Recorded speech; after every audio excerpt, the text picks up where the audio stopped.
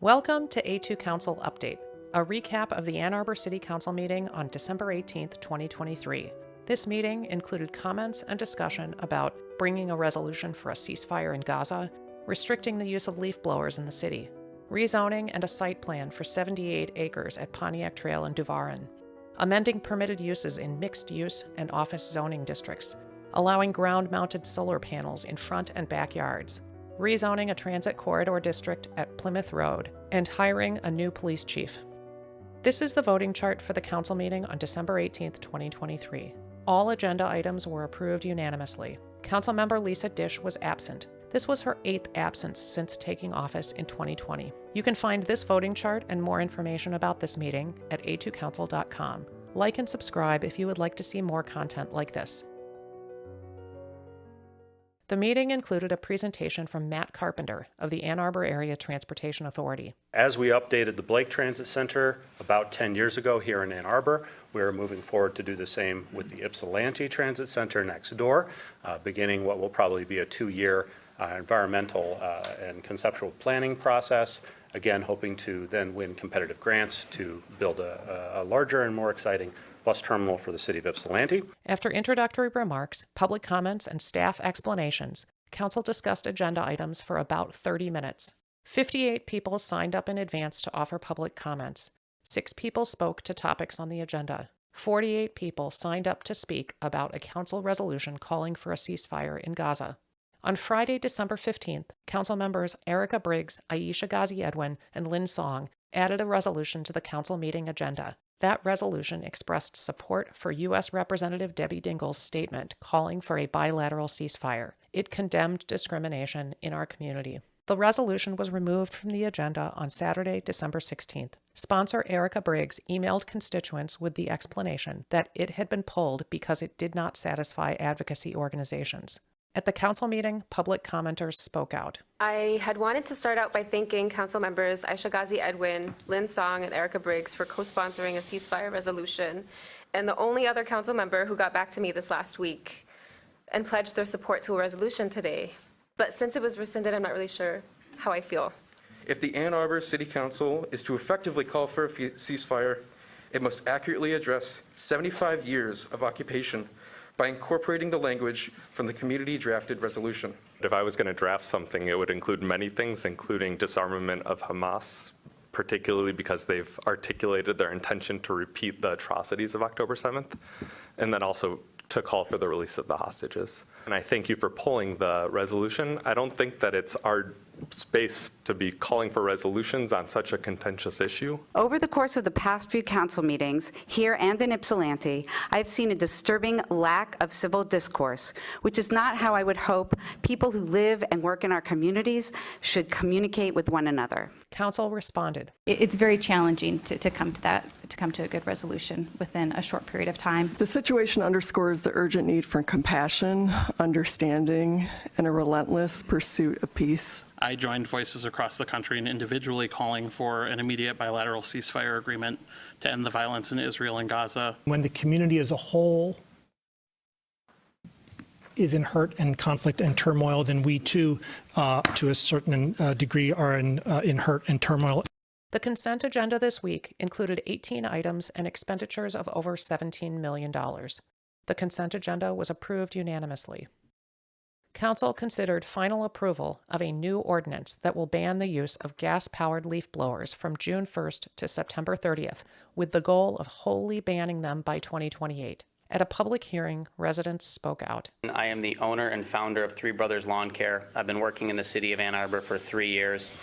I am all in favor of electric leaf blowers. At this time, I do not feel like there is an adequate alternative. This would would be financially challenging to my business. I would face about $25,000 to $45,000 in leaf blower investment, and that's not even to something that's comparable to what we're using right now. I ask you to support this ordinance for the improvements it will make for workers, neighbors, wildlife, and our community overall. Joan Lowenstein, do you have a comment? Yes, I want to thank the council members who have proposed this ordinance and those who will vote for it. I think this is exactly the kind of thing that the council should be discussing because it has an impact on the health and safety of everybody in Ann Arbor. And I'm very grateful that you're doing the job of watching out for our health and safety. Joan Lowenstein currently serves as the campaign treasurer for all three sponsors of the leaf blower ordinance, Dharma Ackman, Jen Cornell, and Jen Iyer, as well as Lynn Song and Mayor Taylor. After brief statements of support, the leaf blower ordinance was approved unanimously. Council then considered a rezoning and site plan for the village development at Duvarin and Pontiac Trail. A site plan for the village was first approved in 2022. That plan included 484 housing units on 68 acres. 2 rezoned parcels will be added to the development. A new expanded site plan adds 11 acres and 120 rental units for a total of 604 housing units on 78.5 acres. Residents spoke out at public hearings for both the rezoning and site plan. This is attached to 70-some acres that right now stands as the greenest remaining and largest continuous green space in the city of Ann Arbor. But I want the public to know that this body failed them when it allowed the rezoning of the other 70 acres adjacent to this, and I strongly anticipate they are about to fail us again. First of all, there are good things about this project. Above all, that it provides needed housing. But overall, the village is a failure both of public policy and private imagination. The 440 gas-burning apartments will dump 2,738 metric tons CO2 equivalent emissions in the atmosphere each year just from gas. We should have declined the owner's original annexation request until they could find a developer willing to meet the city's standards. Such developers are out there, and they want to build in Ann Arbor. I see no reason why we should limit this location to 10 dwelling units per acre as R4A does.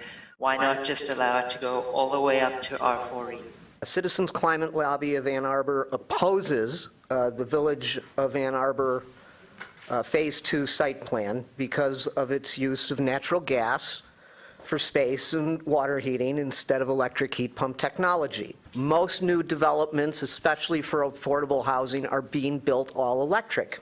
There's no current evidence that developers of multifamily communities will flee to the townships if prodded to build all electric, especially if they are incentivized. This project is too big and too important to let it move forward with gas. We must push them on this. And, we'd just like to point out that currently most of the electricity generated by DTE in particular comes from fossil fuels as well.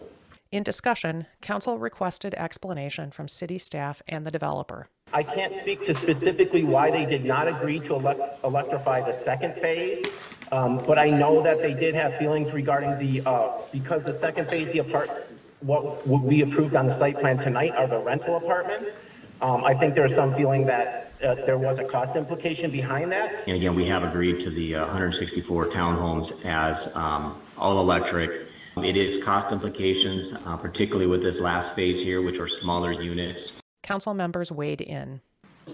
We have a housing crisis. We need to build as much housing as we can, as quickly as we can in this city. We work with developers to bring forward projects, and this project has come a significant way. Council unanimously approved both the rezoning and site plan to permit an additional 120 gas-fueled apartments at Pontiac Trail and Duvarin.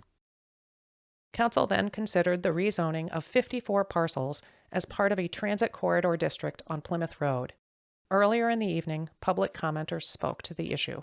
So please pass C1 so we can get started upzoning that corridor and allowing us to see more neighbors there. If we want to welcome refugees in our community, and if we want to stop people who would like to remain here from being forced out of the city, we need space for everyone to live. This is Mike Stroop of the Barnum Law Firm calling on behalf of one of our clients, the Alterum Institute. Alterum owns 2 properties that are subject to tonight's TC1 rezoning ordinance. Our request tonight is that both properties are removed from this list of properties subject to the rezoning. They were not given an opportunity to present public comment in opposition of this. The last commenter referred to the fact that these rezonings were subject to a process that included a public engagement meeting in October and discussion at the City Planning Commission in November. In July, Oxford Properties sent a written request that 3 of their properties be included in the district. At their November meeting, mayoral appointees on the City Planning Commission amended the zoning district to add these parcels and 5 more. I would want to extend TC1 to the entirety of the orange block that we are seeing on the screen right now, which I think is all the PUD, right? Or whatever is currently in the there. orange block on the screen on the east side of Green Road is the PUD. Yeah. So I think that would meet your desires, Commissioner Sauvé, to include Oxford's parcels as a way of making it less burdensome for them to rezone by including it in the city-initiated zoning. You are not bound by what is exactly in front of you. You are free to amend the motion, any motion.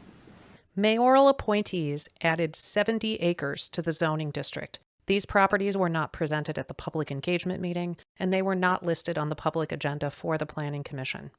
The Planning Commission denied requests to remove 3 parcels from the district. Planning Commissioner Wan Woo Lee was recused from this discussion because he is employed by Oxford Properties.